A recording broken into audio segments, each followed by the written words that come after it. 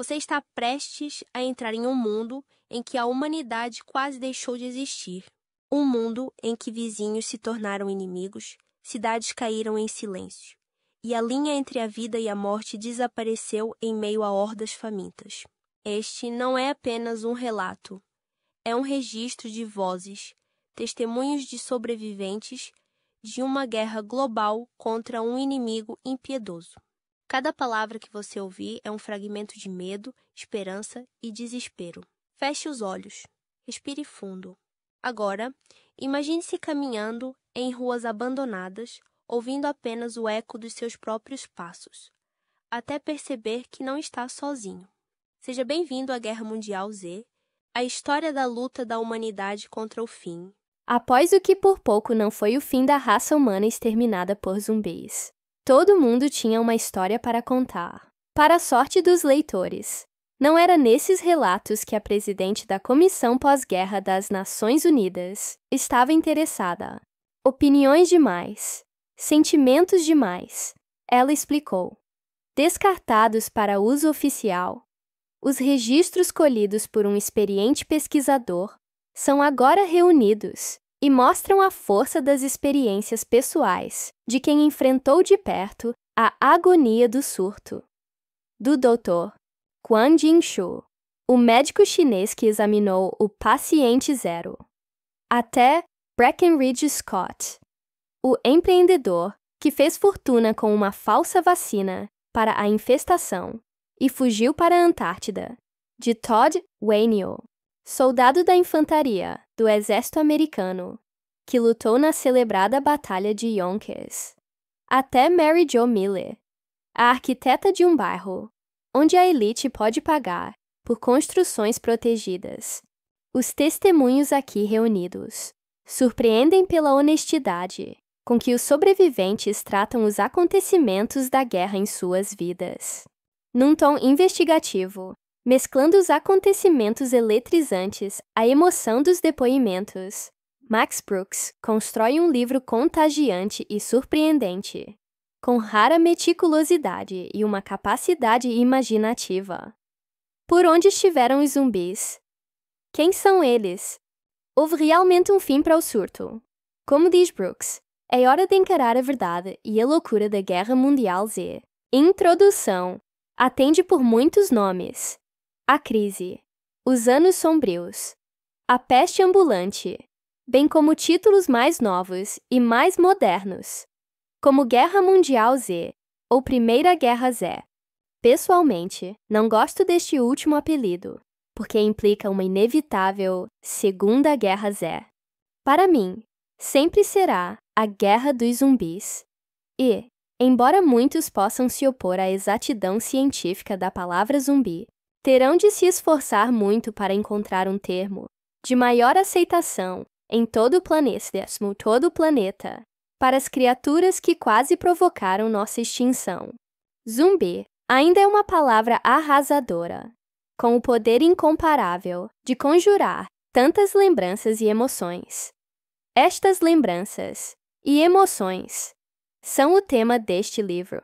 Este registro da maior guerra da história humana deve sua gênese a um conflito muito menor e muito mais pessoal entre mim e a presidente do relatório da Comissão Pós-Guerra das Nações Unidas. Meu trabalho inicial na comissão pode ser descrito como nada menos do que uma obra de amor. Meu estipêndio para viagens, meu passe de segurança, minha bateria de tradutores, humanos e eletrônicos, assim como meu quase inestimável programa de transcrição, ativado por vós. O maior presente que o mais lento digitador do mundo pode pedir. Todos falaram do respeito e do valor de meu trabalho neste projeto. Assim, é desnecessário dizer que foi um choque quando descobri que quase metade deste trabalho foi eliminada da última edição do relatório. Era tudo íntimo demais, disse a presidente, durante uma de nossas muitas discussões animadas. Opiniões demais, sentimentos demais. Não é disto que trata este relatório. Precisamos esclarecer fatos e números. toldados pelo fator humano, é claro que ela estava certa. Relatório oficial era uma coletânea de dados frios e duros, um relatório pós-ação, objetivo, que permitiria às gerações futuras o estudo dos acontecimentos da década apocalíptica, sem ser influenciadas pelo fator humano. Mas não é o fator humano que nos relaciona tão profundamente com o nosso passado. Será que as gerações futuras dariam tanta importância a cronologias e estatísticas de mortalidade quanto a relatos de pessoas que não são tão diferentes delas? Ao excluir o fator humano, não estamos nos arriscando ao tipo de distanciamento pessoal de uma história que pode, Deus nos livre, um dia nos levar a repeti-la.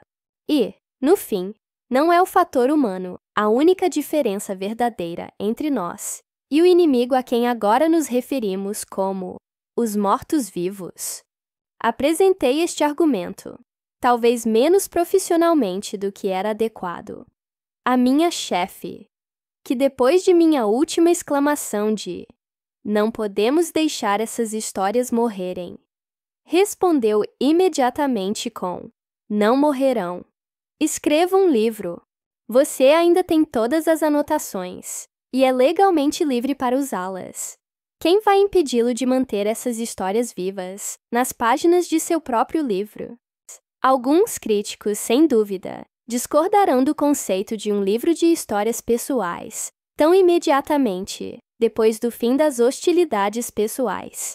Afinal, só se passaram 12 anos desde que o Giacinti foi declarado nos Estados Unidos continentais, e mal se passou uma década desde que a última grande potência mundial celebrou sua libertação no dia da vitória na China.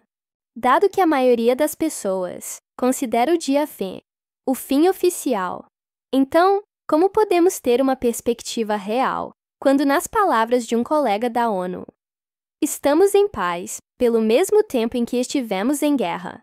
Este é um argumento válido, e um argumento que pede uma resposta. No caso desta geração, que combateu e sofreu para que conquistássemos esta década de paz, o tempo é tanto inimigo como aliado.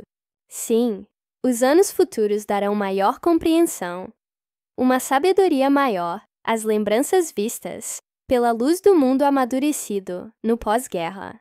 Mas é possível que muitas dessas lembranças não existam mais, presas em corpos e espíritos deteriorados ou fracos demais para ver a colheita dos frutos de sua vitória.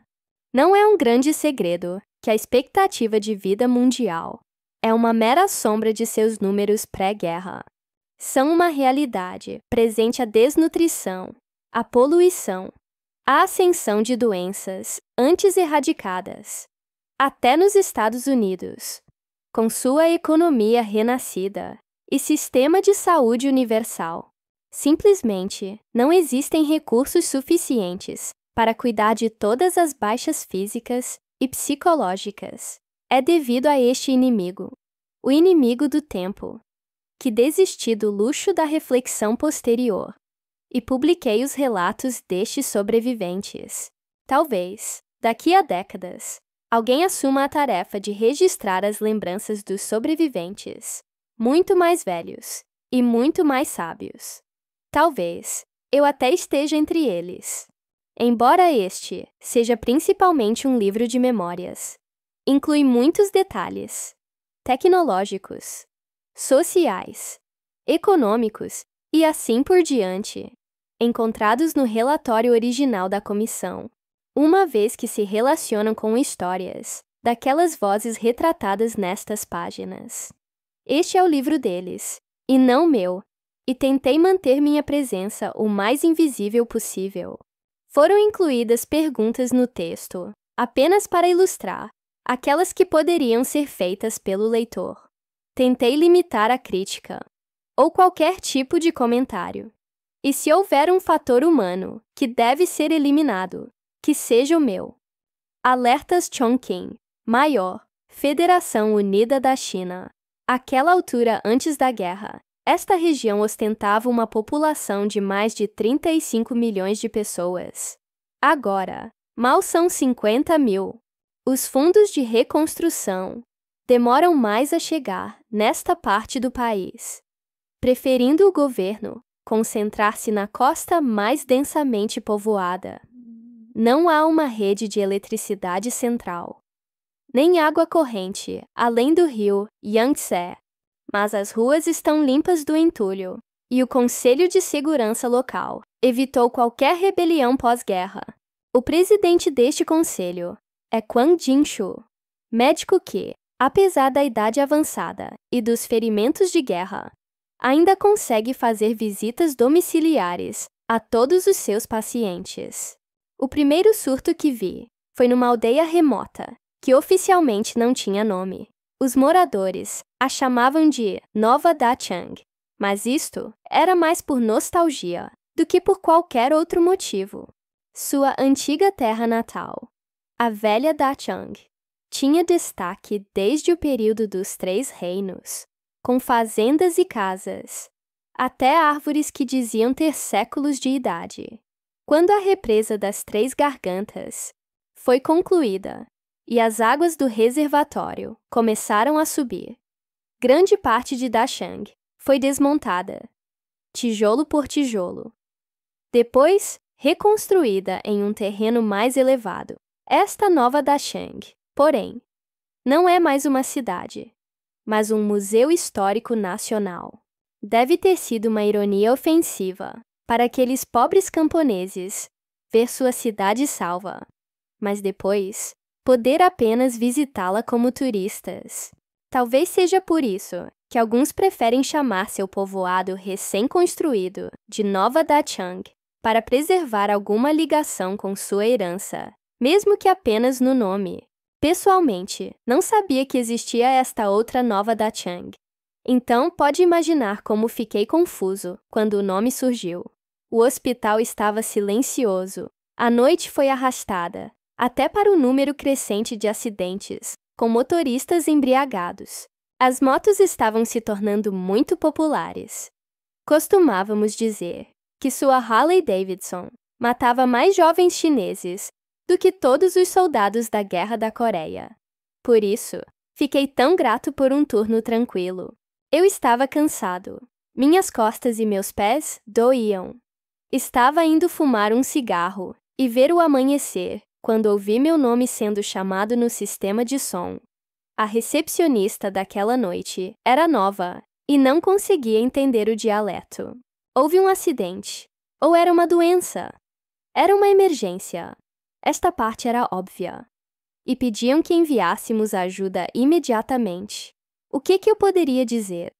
Os médicos mais novos, os garotos que acham que a medicina é só uma maneira de pagar as contas, certamente não iam ajudar um non-min, só por ajudar. Acho que, no fundo, ainda sou um velho revolucionário. Nosso dever é nos responsabilizarmos pelo povo. Essas palavras ainda significam alguma coisa para mim. Tentei me lembrar disso, Pointerni, de citações do presidente Mao Tse-tung, originalmente de A situação e nossa política depois da vitória na Guerra de Resistência contra o Japão, 13 de agosto de 1945. Enquanto meu Jiryun sacudia e batia nas estradas de terra, que o governo prometera pavimentar, mas jamais o fez, levei um tempo enorme para encontrar o lugar. Oficialmente não existia, e, portanto, não estava em nenhum mapa. Perdi-me várias vezes, e tive de pedir informações a moradores que ficavam pensando que eu queria dizer o museu local. Eu estava num estado de espírito impaciente. Quando cheguei ao pequeno grupo de casas, no alto da colina, lembro-me de ter pensado: e melhor que esta porcaria seja séria. Depois que vi seus rostos, arrependi-me de meus pensamentos. Eles eram 7, todos em catres, todos inconscientes. Os aldeões os haviam transferido para sua nova sala de reuniões da comunidade. As paredes e o piso eram de cimento nu, O ar era frio e úmido. É claro que estão doentes, pensei. Perguntei aos aldeões quem estava cuidando daquelas pessoas. Eles disseram ninguém. Não era seguro. Percebi que a porta tinha sido trancada por fora. Os aldeões estavam claramente apavorados. Encolhiam-se e falavam aos sussurros. Alguns mantinham distância e rezavam. Seu comportamento me deixou irritado.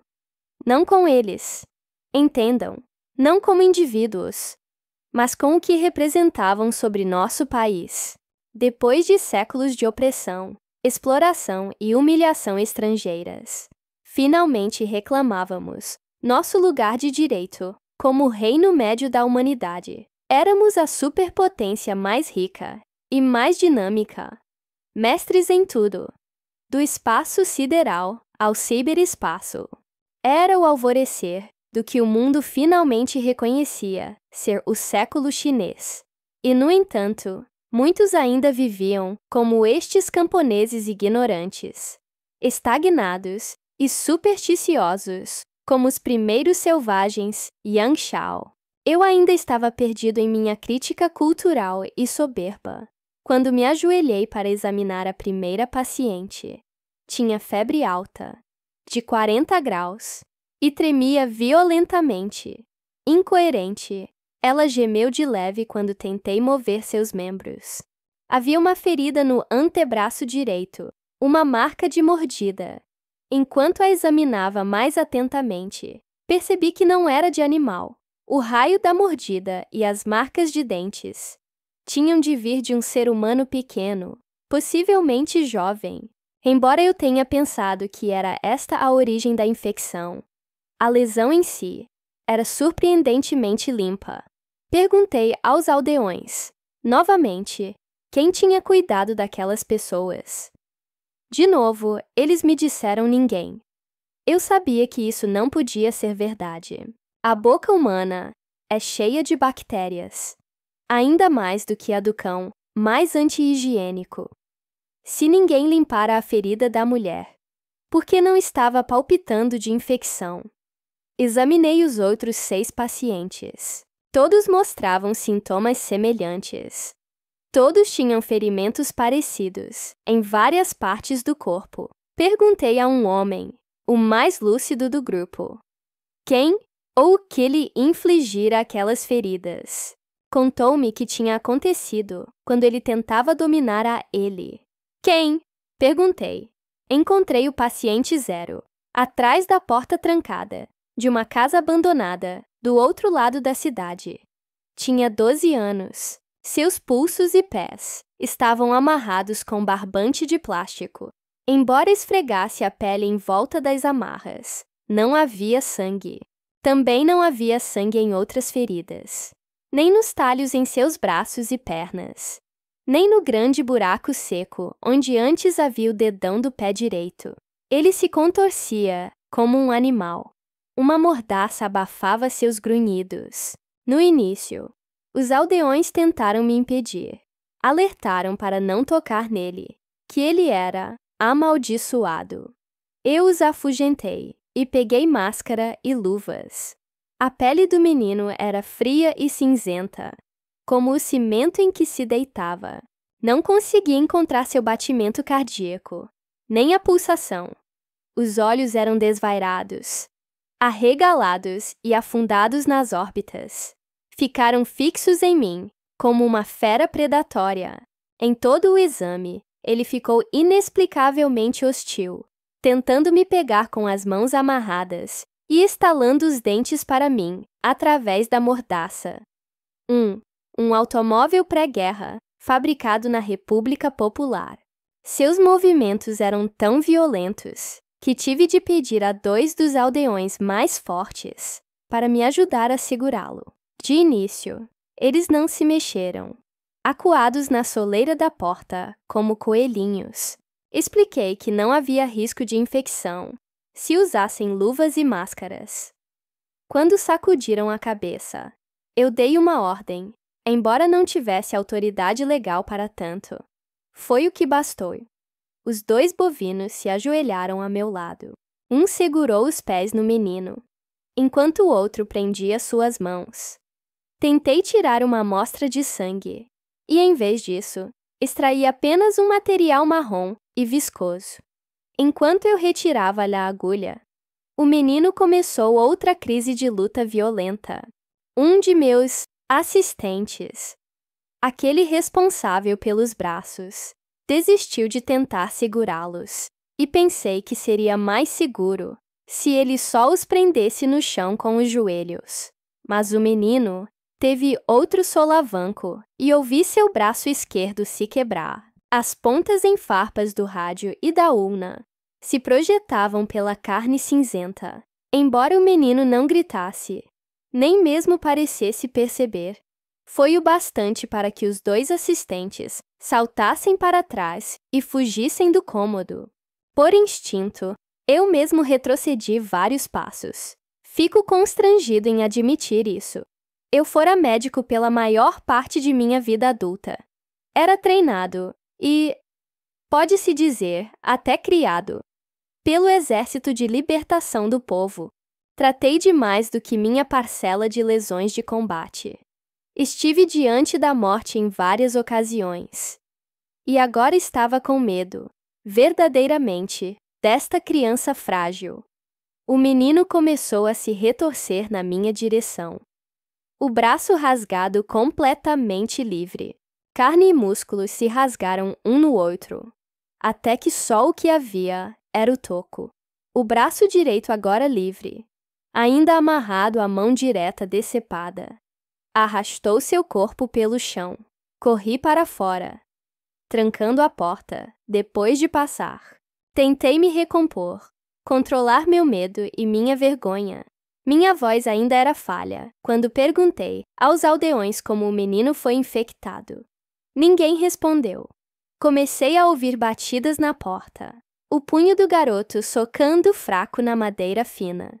Esforcei-me ao máximo para não pular com o som.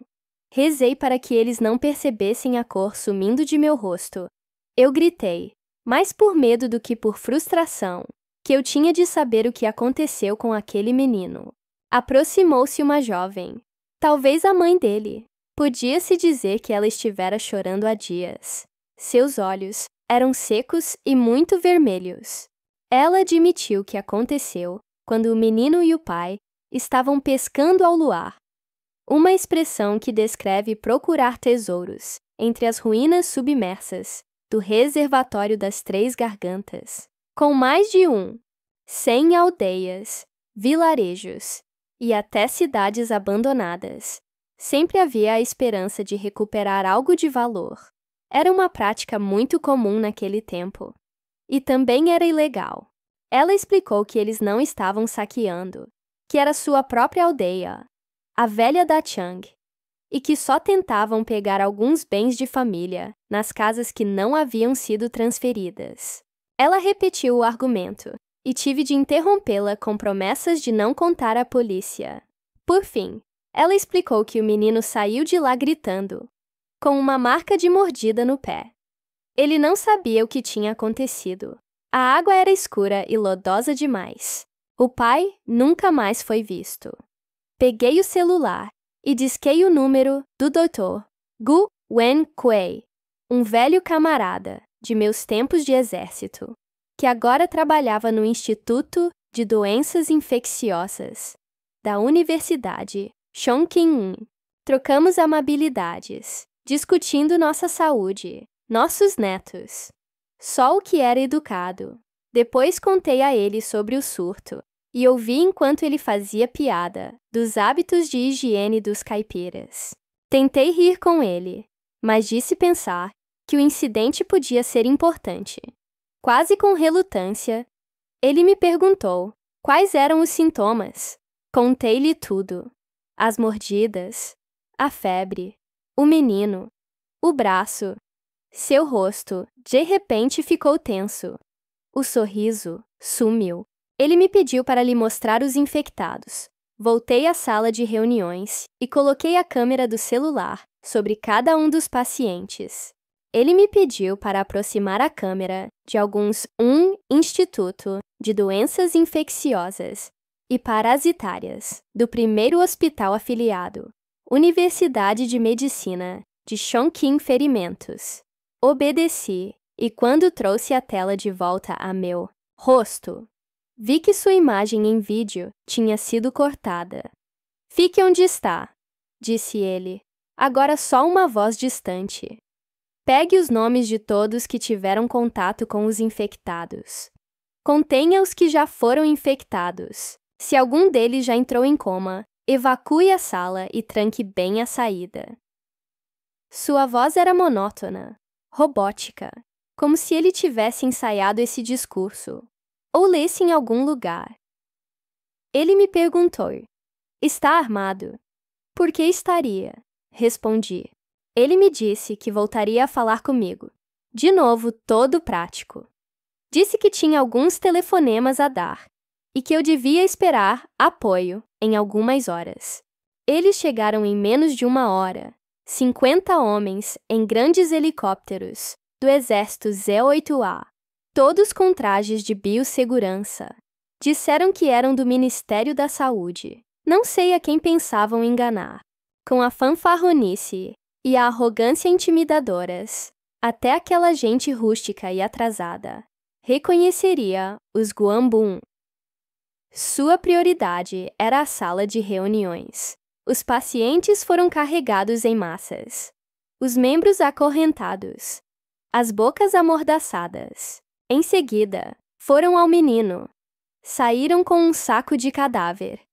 A mãe gemia, enquanto ela e o resto da aldeia eram reunidos para exames. Os nomes foram anotados, o sangue retirado. Um por um, eles foram despidos e fotografados. A última a ser exposta foi uma velha enrugada. Tinha o corpo magro e recurvado, um rosto com 1000 rugas e pés mínimos, que devem ter sido amarrados quando ela era menina. Sacudia o punho ossudo para os médicos. Este é o seu castigo, gritou ela. É a vingança por Fengdu. Ela se referia à cidade dos fantasmas, cujos templos e santuários eram dedicados aos subterrâneos, como a velha Dachang. Foi um obstáculo de pouca sorte para o grande salto para a frente da China. Foi evacuada, depois demolida. Em seguida, quase inteiramente submersa. Nunca fui supersticioso e nunca me permiti me deixar levar pelo ópio do povo. Sou médico, um cientista. Creio apenas no que posso ver e tocar. Jamais considerei Fengdu nada além de uma armadilha barata e kitsch para turistas. É claro que as palavras daquela velha não tiveram efeito sobre mim, mas seu tom de voz, a raiva. Ela testemunhara calamidades suficientes em seus anos sobre a terra. Os déspotas, os japoneses, o pesadelo insano da Revolução Cultural. Ela sabia que vinha outra tempestade, mesmo que não tivesse instrução para compreender isto. Meu colega, o Dr.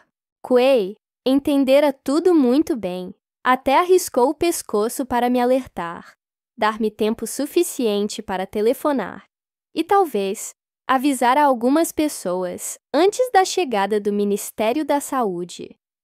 Foi algo que ele disse. Uma frase que não usava há muito tempo, desde aqueles embates menores, de fronteira com a União Soviética. Foi em 1969. Estávamos em um bunker, de nosso lado do Ussuri, a menos de 1 quilômetro por rio de Chenbao. Os russos preparavam-se para retomar a ilha. Sua artilharia maciça, caindo em nossas forças. Gu e eu estivéramos tentando remover estilhaços da barriga de um soldado não muito mais novo do que nós. O intestino grosso do rapaz tinha sido aberto. Seu sangue e excrementos espalhavam-se por nossos jalecos. A cada 7 segundos, caía uma salva por perto, e tínhamos de nos curvar sobre seu corpo, para proteger o ferimento da terra que caía. E cada vez que nos aproximávamos, ouvíamos o soldado gemer baixinho, pedindo por sua mãe. Também havia outras vozes, elevando-se da escuridão de breu, pouco além da entrada de nosso bunker. Vozes desesperadas e coléricas, que não deviam estar do nosso lado do rio. Tínhamos 2 soldados estacionados na entrada do bunker. Um deles gritou, Spetsnaz! E começou a disparar no escuro. Agora podíamos ouvir outros tiros. Se nossos ou deles, não sabíamos. Outra carga caiu, e nos curvamos sobre o rapaz moribundo. O rosto de Gu estava a centímetros do meu. O suor escorria por sua testa. Mesmo na luz fraca de uma lanterna de parafina, eu podia ver que ele tremia e estava pálido. Olhou para o paciente, depois a porta, depois para mim. De repente disse, não se preocupe, tudo vai ficar bem. Ora, este é um homem que nunca disse nada de positivo na vida. Gu era um guerreiro, um rabugento neurótico. Se tivesse dor de cabeça, era um tumor cerebral. Se parecesse que ia chover, a colheita anual estava Guokya, Anquan, Bu, o Ministério de Segurança do Estado pré-guerra, arruinada. Era assim que controlava a situação. Sua estratégia de uma vida inteira para sempre se sair melhor. Agora, quando a realidade parecia mais lúgubre do que qualquer de suas previsões fatalistas, ele não teve alternativa a não ser dar as costas e partir na direção contrária. Não se preocupe, tudo vai ficar bem. Pela primeira vez, tudo acabou como ele previra.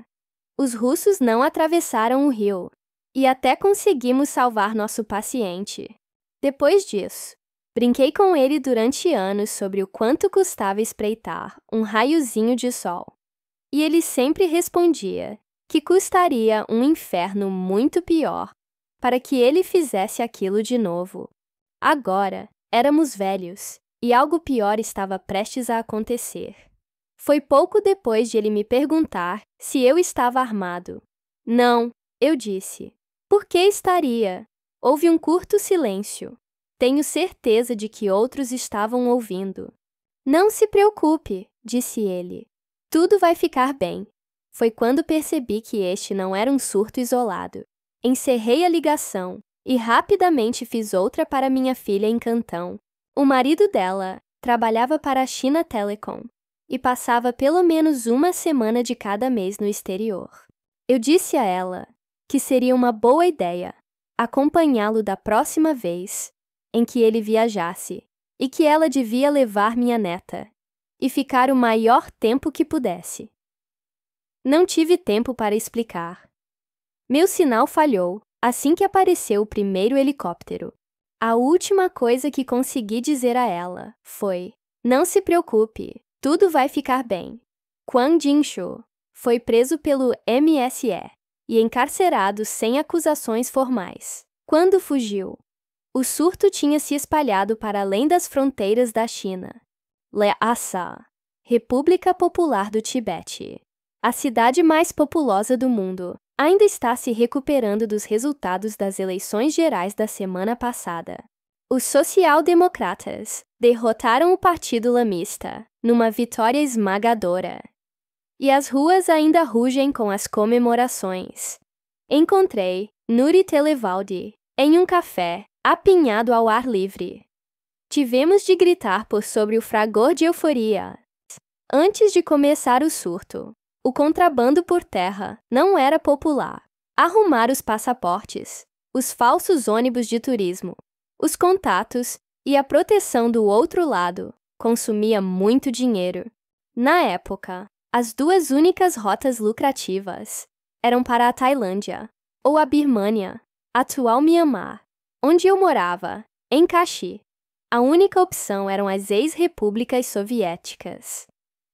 Ninguém queria ir para lá, e por isso eu não fui inicialmente um cheton. Eu era importador. Ópio e diamantes brutos. Meninas, meninos. O que fosse valioso naqueles arremedos primitivos de países. O surto mudou tudo isso. De repente, éramos assediados com ofertas. E não apenas dos Liudong-Renkou II, mas também, como vocês dizem, de pessoas respeitáveis. Eu tinha profissionais liberais urbanos, fazendeiros, até autoridades menores do governo. Eram pessoas que tinham muito a perder. Não importava para onde iriam, só precisavam sair. Prem Chetu, uma cabeça de cobra, o contrabandista de Henshi, ou cobra humana, de refugiados. 2. Liudong-Renkou, a população flutuante, chinesa de trabalhadores sem teto. Você sabia que estavam fugindo? Ouvi boatos. Até tivemos um surto em algum lugar em Kashi. O governo abafou tudo muito rapidamente. Mas adivinhávamos. Sabíamos que havia algo errado. O governo tentou calar vocês? Oficialmente, sim. As punições para o contrabando endureceram. Fortaleceram postos de fronteira. Até executaram alguns chetu. Publicamente, só para dar exemplo. Se você não conhecesse a verdadeira história, se não soubesse dela de meu ponto de vista, pensaria que era uma ação repressiva eficiente. Está dizendo que não foi. Estou dizendo que enriqueci muita gente. Guardas de fronteira, burocratas, policiais, até o prefeito. Aqueles ainda eram bons tempos para a China, onde a melhor maneira de honrar a memória do presidente Mao era ver seu rosto no maior número possível de cédulas de yuan. E vocês foram bem-sucedidos nisso. Kashi vivia um boom econômico. Acho que 90%, talvez mais de todo o tráfico por terra para o leste, passava por ali, restando um pouquinho para viagens aéreas. Viagens aéreas. Só um pouco. Eu só me dedicava a transportar Renchipurá. De vez em quando, alguns voos de carga ao Cazaquistão ou à Rússia. Tarefas menores. Não era como o leste, onde Guangdong ou Jiangsu retiravam milhares de pessoas por semana. Pode explicar melhor? O contrabando por ar tornou-se um grande negócio para as províncias orientais. Havia clientes ricos, aqueles que podiam pagar antecipadamente por pacotes aéreos e vistos de turista de primeira classe. Eles saíam do avião, em Londres ou Roma, até em São Francisco. Registravam-se em seus hotéis, saíam para ver os pontos turísticos e simplesmente desapareciam do mapa. Era muito dinheiro. Eu sempre quis entrar para o transporte aéreo. Mas e a infecção? Não havia o risco de ser descoberta. Isso só aconteceu mais tarde, depois do voo 575. No início, não havia tantos infectados pegando esses aviões. Se pegassem, estavam nos primeiros estágios. Os chetou de transporte aéreo eram muito cuidadosos. Se você mostrasse algum sinal de infecção avançada, não chegavam perto de você. Tinham que proteger seus negócios. A regra de ouro era: não se pode enganar as autoridades da imigração estrangeiras, sem enganar primeiro a seu chetu. Era preciso aparentar e agir como se tivesse completa saúde. E mesmo assim, era sempre uma corrida contra o tempo.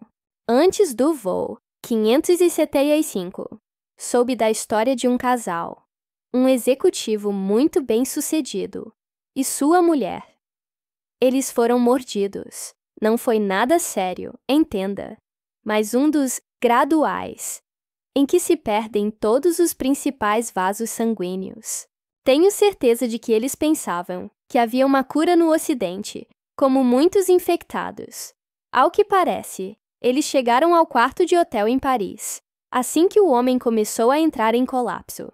A esposa tentou chamar um médico, mas ele a proibiu. Tinha medo de que fossem mandados de volta. Ele pediu a ela que o abandonasse, que o deixasse imediatamente, antes que ele entrasse em coma. Soube que ela aqueceu, e depois de 2 dias de gritos e comoção, os funcionários do hotel finalmente ignoraram a placa de "não perturbe" e invadiram o quarto. Não sei bem se foi assim que começou o surto em Paris, mas faria sentido. Você disse que eles não chamaram um médico, que tinham medo de ser mandados de volta. Mas por que então tentavam encontrar a cura no Ocidente? Você não entende verdadeiramente o coração de um refugiado, não é? Essas pessoas eram desesperadas. Estavam presas entre suas infecções e ser reunidas e tratadas por seu próprio governo. Se você tivesse um ente querido, um familiar, um filho que estivesse infectado e pensasse que havia uma lasca que fosse de esperança em outro país, não faria de tudo para chegar lá. Não ia querer acreditar que havia esperança. Você disse que a esposa do homem, junto com outros Hensha, sumiu do mapa. Sempre foi assim, mesmo antes dos surtos. Alguns ficam com a família, outros com amigos. Muitos dos mais pobres têm de pagar seu baon à máfia chinesa local. A maioria simplesmente se mistura nas entranhas do país de destino. As áreas de baixa renda, se é assim que a chama. Que melhor lugar para se esconder do que em meio àquela parte da sociedade que ninguém quer admitir que existe? De que outra maneira muitos surtos começaram em tantos guetos do primeiro mundo? Dizem que muitos Chetou propagaram o mito de uma cura milagrosa em outros países. Alguns. Você se inclui nisso. Pausa. Não. Outra pausa. Primeiro bal. A dívida em que muitos refugiados incorrem durante o êxodo. Como o voo 575 mudou o contrabando por ar, as restrições ficaram mais apertadas, mas só em alguns países. Os Chetou do transporte aéreo eram cuidadosos, mas também eram despachados.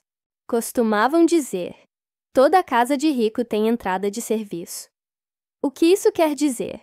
Se a Europa Ocidental aumentasse sua segurança, passavam para a Europa Oriental. Se os Simonella não deixassem você entrar, iam para o México. Tenho certeza de que isso ajudou a fazer com que os países ricos se sentissem mais seguros. Embora eles já tivessem infestações borbulhando dentro de suas fronteiras, não é minha área de especialidade. Lembre-se, eu era principalmente transportador por terra.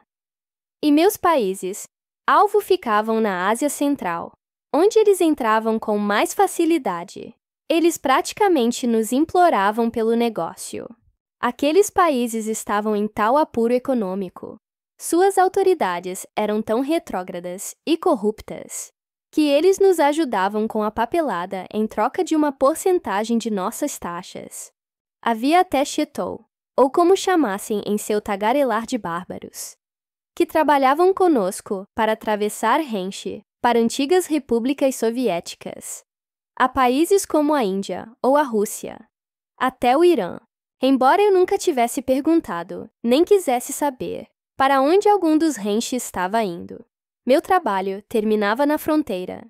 Só conseguia que os documentos fossem carimbados, os veículos autorizados, pagava os guardas de fronteira e pegava a minha parte. Viu muitos infectados. No início, não. A peste agia rápido demais. Não era como a viagem aérea. Pode levar semanas para se chegar a Kashi, e até a mais lenta das infecções, pelo que me disseram, não dura mais de alguns dias. Os clientes infectados em geral se reanimavam em algum lugar da estrada, onde seriam reconhecidos e recolhidos pela polícia local. Mais tarde, à medida que as infestações se multiplicavam e a polícia ficava sobrecarregada, comecei a ver um monte de infectados em minha rota. Eles eram perigosos. Raras vezes, a família em geral os amarrava e amordaçava. Via-se alguma coisa se mexendo na traseira de um carro, contorcendo-se de leve sob roupas ou cobertores pesados. Ouviam-se batidas na mala de um carro, ou, mais tarde, em caixotes com ventilação na traseira de furgões. Ventilação. Eles não sabiam o que estava acontecendo com seus entes queridos. E você sabia? Na época, sim. Mas eu sabia que seria causa perdida tentar explicar a eles. Só pegava seu dinheiro e os mandava para a estrada. Eu tive sorte. Nunca precisei lidar com os problemas do contrabando por mar. Este era mais complicado e perigoso. Foram meus sócios das províncias litorâneas que tiveram de lidar com a possibilidade de um infectado romper as amarras e contaminar todo o barco. O que eles faziam? Eu soube de várias soluções. Às vezes, o barco ancorava em um trecho deserto da costa. Não importava se fosse o país pretendido, podia ser qualquer costa. E descarregava os rende infectados na praia. Ouvi falar de alguns capitães que iam para mar aberto e simplesmente lançavam para fora toda aquela gente que se retorcia. Isso pode explicar os primeiros casos de nadadores e mergulhadores começando a desaparecer sem deixar rastros. Ou porque você ouvia falar de pessoas de todo o mundo dizendo que viram aquelas coisas andando nas ondas. Pelo menos nunca tive de lidar com isso. Tive um incidente semelhante que me convenceu de que era hora de deixar o negócio. Havia um caminhão, uma lata velha amassada. Era possível ouvir os gemidos na caçamba. Muitos punhos batiam no alumínio. Na verdade, ele até balançava. Na cabine, havia um banqueiro de investimento muito rico de Hainan. Ele ganhou muito dinheiro comprando dívidas de cartões de crédito americanos. Tinha o bastante para pagar por toda a família ampliada. O terno Armani do homem estava amassado e rasgado. Havia marcas de arranhões na face, e seus olhos tinham aquele fogo frenético que eu começava a ver com mais frequência. Os olhos do motorista tinham uma expressão diferente, a mesma dos meus. O olhar que dizia que talvez o dinheiro não bastasse por muito mais tempo, disfarçadamente. Passei uma nota de 50 a mais ao homem e lhe desejei sorte. Foi só o que pude fazer. Para onde ia o caminhão? Para o Quirguistão.